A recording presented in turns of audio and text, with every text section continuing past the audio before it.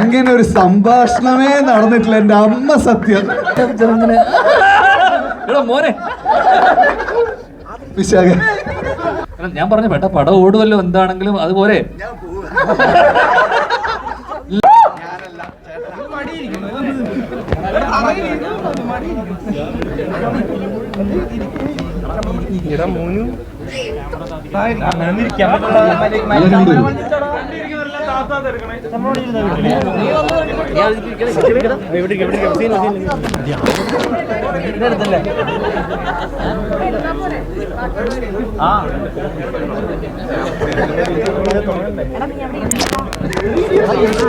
മോനെ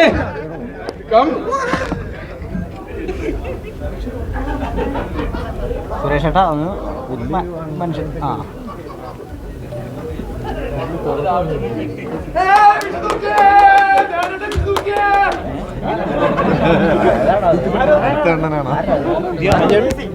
അണ്ണന്മാരെ കൊണ്ട് ചവിട്ടി നടത്തുന്നത്.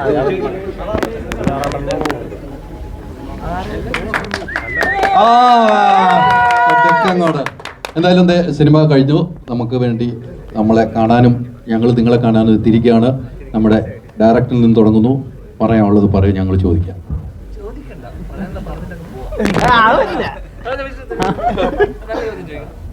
അല്ല, ആദ്യം ഇങ്ങനെ ഒരു സംഗതി ഒരു സ്ക്രീനിങ് വെക്കാന്ന് ധ്യാനം പറഞ്ഞപ്പോൾ എനിക്ക് ഭയങ്കര മടിയുണ്ടായിരുന്നു. കാരണം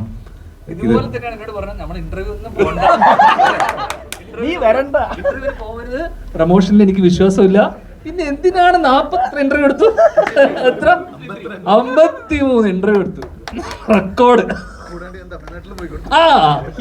ഫിലിം കമ്പനി ബോംബെ വരെ പോയി. ഇനി ദുബായിൽ പോയിട്ട് ഇന്റർവ്യൂ എടുക്കുന്നുണ്ട്. അല്ല, പിന്നെ അതിനിടയിൽ പറയുകയും ചെയ്തു, അവിടെ തമിഴ്നാട്ടിൽ പറഞ്ഞു ഗോട്ട് ഞാൻ വേണ്ടെന്ന് വെച്ച പടമാണ്. എല്ലാരും പറഞ്ഞല്ലേ?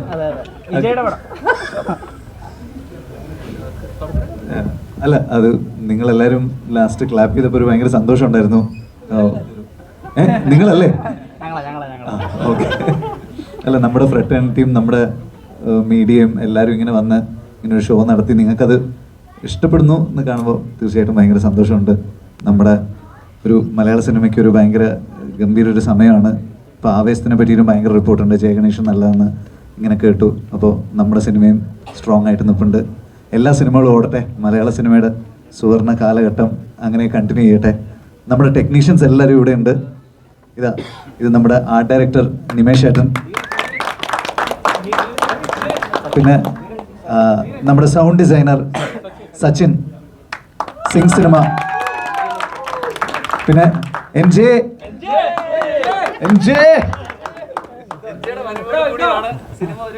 അതെ അതെ അതെ. സംസാരിച്ചിട്ട് എന്നെ ഫാമിലി മാൻ 3 അത് മെയിൻ വില്ലൻ ആക്കാന്ന് പറഞ്ഞിട്ടുണ്ട്. ഇപ്പൊ ഇതല്ലേ പറഞ്ഞ എനിക്ക് ചാൻസ് വെച്ചതാണ്. രാത്രി വേണ്ടല്ലേ. ആമസോൺകാര് ഓർഡർ ഡെലിവറി ചെയ്യാൻ വരുന്ന സമയത്ത് അങ്ങനെ ഡെലിവറി ബോയിനോട് പറഞ്ഞാൽ അറിയാറില്ലേ, എടാ ജെണ്ടി നിനക്ക് എന്നെ മനസ്സിലായില്ലേ, ഞാനും നീ ഒരേ കമ്പനിയില്.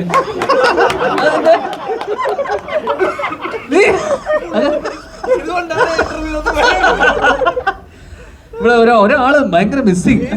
ബേസിൽ ജോസഫ് ലോഡ്ജിൽ റൂം എടുത്തിരിക്കുകയെന്നാണ് കേട്ടത്.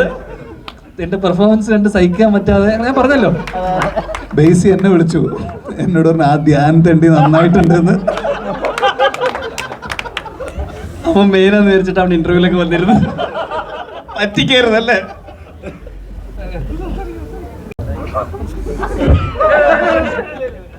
അടിക്കും. നമ്മുടെ ബാക്കി ടെക്നീഷ്യൻസ് ഇതാ. നമ്മുടെ സ്വന്തം രഞ്ജേട്ടനാണ് ഭയങ്കര ലെങ്തി ആയിട്ടുള്ള സിനിമയും കൊണ്ട് ചെല്ലുമ്പോൾ എന്നെ ഓരോ തവണ രക്ഷപ്പെടുത്തുന്നത്. രഞ്ജേട്ടാ, താങ്ക് യു സോ മച്ച്. പിന്നെ നമ്മുടെ അശ്വത് അവിടെയുണ്ട്, കലേഷ് ഉണ്ട്, ഭഗത് ഉണ്ട്, ഹരി ഉണ്ട്, ശ്രീറാം ഉണ്ടായിരുന്നു. ശ്രീറാം പോയിന്ന് തോന്നുന്നു. അപ്പോൾ നിമേഷേട്ടൻ്റെ ആദ്യം തന്നെ പറഞ്ഞു. നമ്മുടെ ADs എല്ലാവരും ഉണ്ട് ഇവിടെ. ADs പിന്നെ വിശാഖിൻ്റെ സ്വന്തം ജയറാം, അഭയ്, ഷാറൂഖ്, തൃശ്യ, ശ്രാവൺ, ധനഞ്ജയ്. നമ്മുടെ ഇപ്പോൾ മലയാള സിനിമയിലെ എല്ലാ തമിഴ് ക്യാരക്ടേഴ്സും ഒന്നും വിടാതെ ചെയ്തുകൊണ്ടിരിക്കുന്ന നമ്മുടെ രാജഗണേഷ് ഇവിടെ ഉണ്ട്. ഞാൻ ആരെങ്കിലും വിട്ടുപോയിട്ടുണ്ടോ? PRO ആതിര, ഞങ്ങളെ കൊണ്ട് 52 ഇന്റർവ്യൂ എടുപ്പിച്ച ആതിര, അനൂപ്, എല്ലാവരോടും താങ്ക്സ് എ ലോട്ട്. അപ്പോൾ ഒരു ഭയങ്കര സന്തോഷമുണ്ട്. ധ്യാൻ, ഇന്നലെ രാത്രി വരെ ഏട്ടന്, കാരണം ഞാൻ പറഞ്ഞല്ലോ 12 വർഷം മുന്നേ ഇതുപോലൊരു പെരുന്നാളിന്റെ സമയത്താണ് തട്ടത്തിൻ മറയത്തും ഉസ്താദ് ഹോട്ടൽ പറയുന്നത്.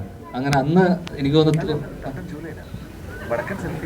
അല്ല, തട്ടവും ഉസ്താദ് ഹോട്ടലും ഒരു സമയത്ത് ജൂലൈ അല്ല, പെരുന്നാൾ സമയം, അന്നത്തെ പെരുന്നാൾ അല്ല, എനിക്ക് ഓർമ്മയുണ്ടല്ലോ, അന്ന് വിന്നറായിരുന്നു തട്ടം. അപ്പൊ ഏട്ടൻ ഇന്നലെ ഭയങ്കര ടെൻഷനായിരുന്നു. പടം ഓടുന്നല്ല, വിന്നറാവാൻ പറ്റൂലേ, നമ്പർ 1 വരുമോ, നമ്പർ 1. ഞാൻ പറഞ്ഞു ടെൻഷൻ അടിക്കണ്ട, ഞാൻ പറഞ്ഞെങ്കിലും വിന്നർ ആക്കിപ്പിക്കുന്നു, അതുകൊണ്ട് നമ്മളാണ് വിന്നർ. ഇങ്ങനെ ഒരു സംഭാഷണമേ നടന്നിട്ടില്ല എൻ്റെ അമ്മ, സത്യം ടെൻഷൻ ആയിരുന്നല്ലോ. പിന്നെ നമ്പർ 1 വരുമോ, നമ്പർ 2 ആവുമെന്ന്. കാരണം ഞാൻ പറഞ്ഞു പടം ഓടുമല്ലോ, എന്താണെങ്കിലും അതുപോലെ ഇല്ല, എനിക്ക് വിന്നറാവണം. അല്ല, സെക്കൻഡ് ഹാഫ് അതല്ലേ പറഞ്ഞു, സെക്കൻഡ് ഹാഫ് ചെറുങ്ങനെ മോനെ. Thank you. അപ്പൊ എല്ലാവർക്കും നമ്മുടെ സിനിമ ഇത്രയും ഗംഭീര വിജയമാക്കിയതിന് thank you. Production control manager,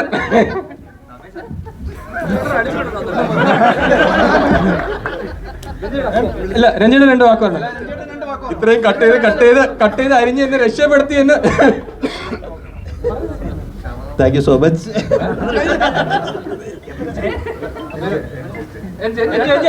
ഒരു പാട്ട്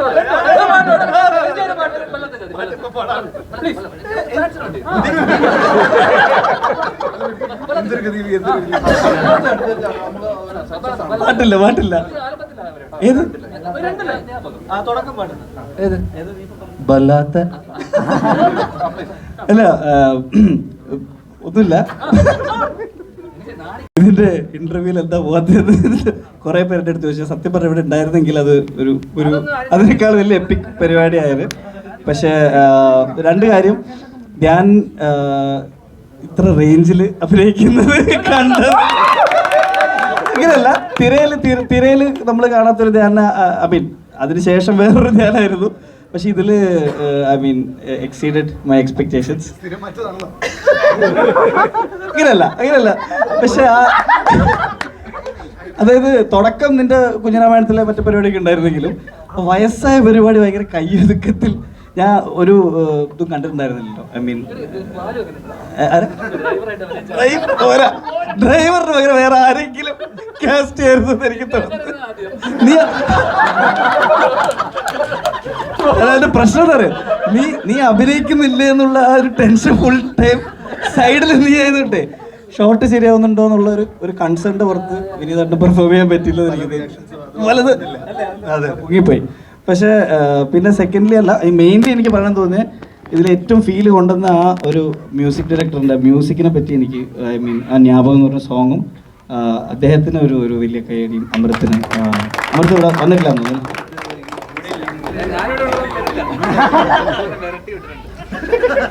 അപ്പം ഒരു 3-4 പടത്തിലേക്കുള്ള അഭിനയം ഇതിൽ കൊടുത്തോണ്ട് ഇനി കുറച്ച് നാളെ റെസ്റ്റ് എടുക്കുന്നതല്ലായിരിക്കും. ഞങ്ങളൊക്കെ ഇനി ഒന്ന് അടുത്ത പടം ഞങ്ങളെ വെച്ചിട്ട് ഇവന് വേണ്ട, നമുക്കൊരു പടം ഇതല്ല മെയിനായിട്ട് ക്യാമിയോ പോരാ, ഇനി എനിക്കൊരു അവസരം വേണം. അപ്പം എനിക്ക് കഴിഞ്ഞ വർഷം ഒന്ന് കിട്ടി, പക്ഷെ ഇപ്പം വീണ്ടും ഒന്നും കൂടെ വേണ്ടി വരും തോന്നുന്നു. കുറച്ച് ഗ്യാപ്പായി. എല്ലാ വർഷവും കമ്പാക്ക് നടക്കില്ലല്ലോ. എനിവേസ് വടക്കൻ സെൽഫി എന്ന് പറഞ്ഞ പടത്തിലാണ് വീണ്ടും ഫസ്റ്റ് വിളിച്ചിട്ട് ഒരു സീനുണ്ട്. നീരജ് ചെയ്താലേ ഒരു പരിപാടി ഉണ്ടാവും എന്ന് പറഞ്ഞിട്ട് എന്നെ വിളിക്കുന്നത്. അതിനുശേഷം അതേപോലെ ഈ പടത്തിൻ്റെ എനിക്ക് ഓർമ്മയുണ്ട്, കഴിഞ്ഞ മാർച്ചിൽ വിളിച്ചിട്ട് ഒരു പരിപാടി ഉണ്ട് നമ്മളെല്ലാവരും കൂടെ ചെയ്യാനുള്ളതാണ്. പക്ഷെ ആദ്യം 2-3 പേര് ഓക്കെ പറഞ്ഞാലേ ഈ പടം ഓടാവുള്ളൂ എന്ന് പറഞ്ഞിട്ട് പോയത് എനിക്ക് ഓർമ്മയുണ്ട്.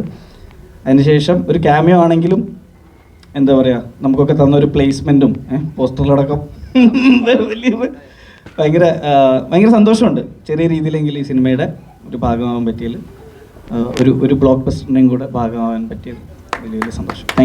Thank you so much. Sound പോയി. ആ പരിപാടി നിർത്തി. ഇനി ഞാൻ ടിക്കറ്റ് വെച്ചിട്ടേ പാട്ട് പാടുന്നുള്ളൂ. ഇനി ഇത് ഒരുപാട് സന്തോഷമുണ്ട്. എനിക്കിപ്പോഴും ഓർമ്മയുള്ളത് വിനീതൻ വിളിച്ചിട്ട് ഇങ്ങനെ അശ്വത്തെ ഒരു മൂന്നാറിലാണ് ഷൂട്ട്. വിശാഖനെ ആദ്യം വിളിച്ചിട്ട് അശ്വത്തെ ഡേറ്റ് ഉണ്ടോയെന്ന് ചോദിച്ചു. അതിനുശേഷം വിനീതൻ വിളിച്ചിട്ട് മൂന്നാറിലാണ് ഷൂട്ട് എന്ന് പറഞ്ഞു. അപ്പോൾ ഞാൻ വിനീതൻ ആദ്യം ചോദിച്ചത്, വിനീതൻ ഞാൻ എൻ്റെ ക്യാരക്ടറിന് വേണ്ടി എന്താണ് ചെയ്യേണ്ടത്, എങ്ങനെ വരണം? അപ്പോൾ വിനീതൻ പറഞ്ഞത്, ഒന്നുമില്ല അശ്വത്തെ, ഒരു 10 ദിവസത്തേക്ക് വന്ന് ഹാപ്പി ആയിട്ട് നമുക്ക് പോകും. അത് തന്നെയാണ് ഇപ്പോൾ ഓരോ ഷോ കഴിയുമ്പോൾ ആളുകളുടെ അഭിപ്രായത്തിൽ നിന്നും കിട്ടുന്നത്. ഹാപ്പിയായി സന്തോഷത്തോടു കൂടി അവർ പോകുന്നു എന്നുള്ളത് അത് ഏറ്റവും വലിയ സന്തോഷം. Thank you. ഇതിൻ്റെ പിന്നണിയിലുള്ള എല്ലാവർക്കും എൻ്റെ നന്ദി. Thank you. ഇല്ല, വീണ്ടും ഒരിക്കൽ കൂടി വിനീതേട്ടനാണ് നന്ദി പറയേണ്ടത്. ഹൃദയത്തിൽ നിങ്ങളെല്ലാവരും കണ്ടിരുന്നു സെൽവ. പക്ഷേ ഇതിൽ വന്നപ്പോൾ സെൽവയെ പോലെയേ അല്ല, നേരെ ഓപ്പോസിറ്റ് ഇന്ദ്ര. അത് മാത്രമേ ഉള്ളൂ പറയാൻ. പക്ഷെ ഇതിൽ വന്നപ്പോൾ അതിന് നേരെ ഓപ്പോസിറ്റ് വേറൊരു ഷെയ്ഡിലുള്ള ഒരു ക്യാരക്ടർ, അത് വിനീതേട്ടൻ എന്നെ വിളിച്ച് തന്നതിന് വിനീതേട്ട താങ്ക് യു. ആൻഡ് അതിന് വീണ്ടും ഓക്കെ എന്ന് പറഞ്ഞതിന്, പക്ഷെ ആക്ച്വലി ഈ പ്രാവശ്യം വിശാഖേട്ടനാണ് പറഞ്ഞതെന്ന് തോന്നുന്നു. Anyway thank you so much. എല്ലാവർക്കും ഈ സിനിമ ഇഷ്ടപ്പെടുന്നു എന്നറിയുമ്പോൾ ഭയങ്കര സന്തോഷമുണ്ട്. ഇത് തീർച്ചയായിട്ടും ഇതൊരു എന്താ ബേസിൽ പറഞ്ഞു വിനീത് സിനിമാറ്റിക് യൂണിവേഴ്സ് ആണ്. ഇത് ആക്ച്വലി വിനീത് സിനിമാറ്റിക് ഫാമിലിയാണ്.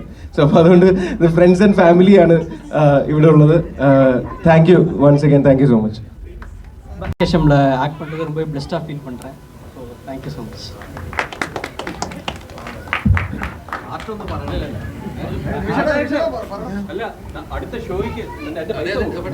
ഞാൻ പറയാനുള്ളതെല്ലാം പറഞ്ഞു കഴിഞ്ഞാൽ ഒത്തിരി നന്ദിയുണ്ട്. വിനീതന്റെ പടത്തിൽ വീണ്ടും വരാൻ സാധിച്ചത് ദിവാൻകരേക്കാനുണ്ട്. Thank you. തീർച്ചയായിട്ടും സിനിമ ഇനി എന്തെങ്കിലും ചോദിക്കാണ്ട് പെട്ടെന്ന് വിനീതിൻ്റെ അടുത്തൊരു ചോദ്യം ചോദിക്കാം, ആർക്കും ആണെങ്കിലും. ഈ നിവിന്റെ ഇപ്പോഴത്തെ ഒരു സിനാരിയോ ആയിട്ട് കണക്ട് ചെയ്തിട്ടാണല്ലോ ആ ക്യാരക്ടറിനെ പ്ലേസ് ചെയ്തിരിക്കുന്നത്. അത് എങ്ങനെയായിരുന്നു അങ്ങനത്തെ ഒരു കോൺസെപ്റ്റിലേക്ക് വന്നത്? അല്ല, നമ്മള് എന്താ പറയാ, സെൽഫ് ഡെപ്രിക്കേറ്റിംഗ് ഹ്യൂമർ എന്ന് പറയില്ല നമ്മൾ. അതെ അതെ, അതിനെപ്പോഴും അത് ഭയങ്കര സ്ട്രോങ് ആയിട്ട് നിൽക്കുമല്ലോ. മുള്ളിനെ മുള്ളുകൊണ്ട് എടുക്കുക എന്ന് പറയില്ല, അത് നമ്മൾ ചെയ്തത്. ഇപ്പോൾ തിരയില് നമുക്ക് ധ്യാൻ ചേട്ടനെ നമ്മൾ ഒരു ഫോമിൽ കണ്ടിട്ടുണ്ട്. അതിനുശേഷം അത്രയും ഫുൾ ഫ്ലഡ്ജഡ് ആയിട്ട് ഈ മനുഷ്യന് ശരിക്കും കഴിവുണ്ടെന്ന് തെളിയിച്ചു തന്നതിന് ഒരുപാട് നന്ദി. ചോദിക്കാനുള്ളത്, ഈ കുൽസിത് പ്രിയനായിട്ടുള്ള ധ്യാൻ ചേട്ടനെയും സമാധാന പ്രിയനായിട്ടുള്ള പ്രണവിനെയും ഇവർ രണ്ടുപേരും ഒരുമിപ്പിക്കാന്നുള്ള ഐഡിയ അത് ഇത്ര വർക്കാവുന്ന എങ്ങനെയായിരുന്നു ഇത്ര ഉറപ്പ്? അല്ല, സത്യം പറഞ്ഞ എനിക്ക് ഉറപ്പ് വന്നത് ഇവർ ഒന്നിച്ച് ഷൂട്ട് തുടങ്ങിയപ്പോഴാണ്. ഒരു ഐഡിയ ഉണ്ടായിരുന്നു, സത്യമാണ്. പക്ഷെ അല്ല, ഒരു തോന്നലുണ്ടായിരുന്നു ഇവർ വന്നു കഴിഞ്ഞാൽ സിങ്കാവും. പിന്നെ ധ്യാന എന്തെങ്കിലും പറഞ്ഞു കഴിഞ്ഞാൽ ധ്യാന അപ്പുവിന്റെ ഫാമിലിയിൽ എല്ലാവർക്കും ഭയങ്കര ഇഷ്ടമാണ്.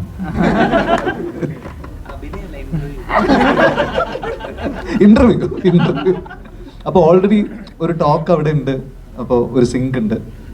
അപ്പോൾ രണ്ടുപേരും സിങ്ക് ആയി കഴിഞ്ഞാൽ നന്നായിട്ട് പോയിക്കോളും തോന്നി. ആദ്യത്തെ ദിവസം തന്നെ അത് നടന്നു. ഈ ധ്യാൻ ഏജ്ഡ് ആയിട്ടുള്ള ക്യാരക്ടർ ഉണ്ടല്ലോ, പിന്നെ അപ്പം ഏജ്ഡ് ആയിട്ടുള്ള പോർഷനിൽ പോലും ഇങ്ങനെ എന്താണ് ഡബ് ചെയ്യുമ്പോഴും പോലും ചെറിയ കിതപ്പും ഒരു ഇങ്ങനെ ഗ്യാപ്പ് ഇട്ടൊക്കെ, അങ്ങനെ ഒരു ഡബിൽ പോലും ആ ഒരു സംഗതി കൃത്യമായിട്ട് വേണമെന്ന് ശ്രദ്ധിച്ചിരുന്നു. ഞാൻ ഏട്ടനുള്ള ഞാൻ ആകെ ഓടുന്ന ഒരു പടമാണ് വല്ലപ്പോഴും.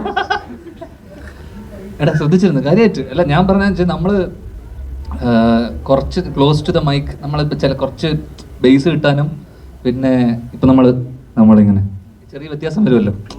നമ്മൾ ക്ലോസ് മൈക്കിങ് പോകുന്ന സമയത്ത് വോയിസിൽ ചെറിയ വ്യത്യാസം വരും. അത് വെച്ചാൽ അത് ആക്ച്വലി ഭയങ്കര പണിയുള്ള പരിപാടിയൊന്നുമല്ല. ഏട്ടനപ്പം ക്ലോസ് മൈക്ക് ചെയ്യാൻ പറഞ്ഞ അടുത്ത് വെച്ചിട്ട് പിന്നെ ചെറുങ്ങനെ പുറത്തുനിന്ന് 2 സിഗരറ്റൊക്കെ വിളിച്ചു കഴിഞ്ഞാൽ ബേസ് കൂടും.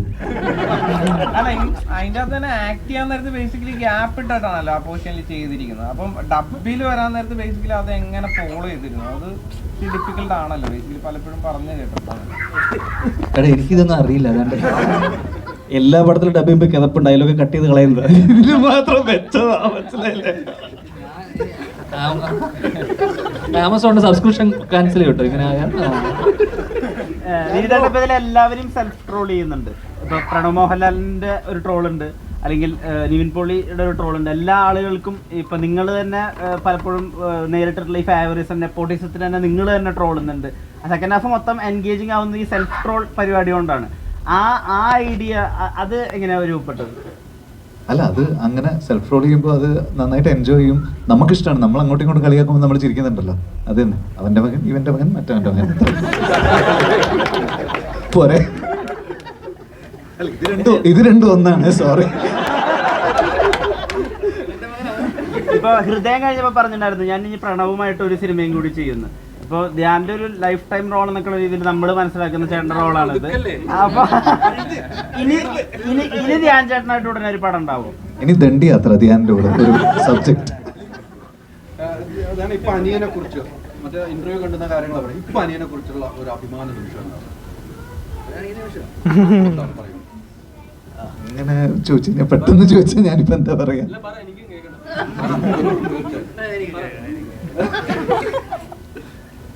നല്ല അഭിപ്രായമാണ്. അല്ല, അവൻ നന്നായി ചെയ്തിട്ടുണ്ട്. ധ്യാൻ നല്ല എഫേർട്ട് എടുത്തിട്ടുണ്ട്. അതിൻ്റെ ഒരു റിസൾട്ട് അത് വന്നിട്ടുണ്ട്. പിന്നെ നമ്മൾ മെൻഷൻ ചെയ്യാണ്ട് വിട്ട കുറച്ച് ആൾക്കാരുണ്ട്. സിനിമാറ്റോഗ്രാഫർ വിശ്വൻ ഇവിടെ ഇല്ല.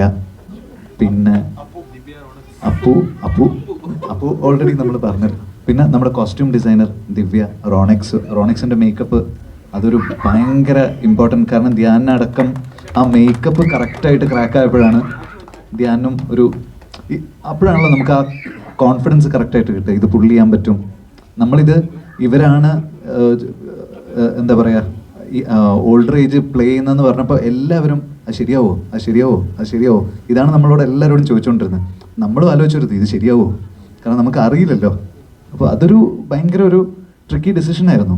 ഇപ്പോൾ ഈവൻ ട്രെയിലർ വിടുമ്പോൾ പോലും നമ്മൾ ധ്യാൻ്റെ മാത്രം വിട്ടിട്ട് അപ്പുവിൻ്റെത് ഹോൾഡ് ചെയ്ത് വെച്ച് അതും അങ്ങനെ ഒരു ഡിസിഷൻ എടുക്കാൻ കാര്യമാണ് അതുകൊണ്ടാണ്. കാരണം ഇത് വളരെ കെയർഫുൾ ആയിട്ട് ഡീൽ ചെയ്യേണ്ട ഒരു സാധനമാണല്ലോ. കണ്ടുകൊണ്ടിരിക്കുമ്പോൾ ആൾക്കാർക്ക് തോന്നാൻ പാടില്ലല്ലോ യങ് ആയിട്ടുള്ള ആൾക്കാരെ പ്ലേ ചെയ്തിട്ടുള്ളത്. അത് റോണെക്സ് ഒരു വലിയ ഒരു ടാസ്ക്കാണ് ചെയ്തിട്ടുള്ളത്. പിന്നെ ദിവ്യയുടെ കോസ്റ്റ്യൂം, വിശ്വൻ്റെ സിനിമാറ്റോഗ്രാഫി, ശ്രിക് വാര്യറിൻ്റെ കളർ ഗ്രേഡിങ്, നമ്മുടെ സിംഗ് സിനിമയുടെ സൗണ്ട് ഡിസൈൻ.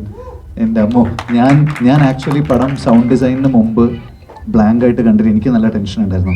സച്ചിൻ അതിൻ്റെ മുകളിൽ ഇരുന്നതിന് ശേഷമാണ് എനിക്ക് കോൺഫിഡൻസ് വന്നത് ശരിക്കും. അപ്പോൾ Sachin, thank you so much. ജേക്കബിൻ്റെ സ്വർഗരാജൻ തൊട്ട് എൻ്റെ കൂടെ ഉണ്ട്. ചെറിയ ലാഗുകളൊക്കെ കറക്റ്റായിട്ട് ഹാൻഡിൽ ചെയ്യുന്നത് സച്ചിനാണ്. അപ്പോൾ എൻ്റെ എല്ലാ ട്രേഡ് സീക്രട്സും അറിയുന്ന ഒരാളാണ് സച്ചിൻ. അപ്പോൾ അതുപോലെ അമൃത്തിൻ്റെ മ്യൂസിക് ഇല്ലാണ്ട് ഈ സിനിമയുടെ ആത്മാവെന്ന് പറയുന്ന അമൃത്തിൻ്റെ മ്യൂസിക്കാണ്. പിന്നെ അപ്പു, പിന്നെ ധ്യാൻ, അജു. അതെ, നമ്മളിതിനെ മനസ്സിലാക്കുന്നത് ദാസിനും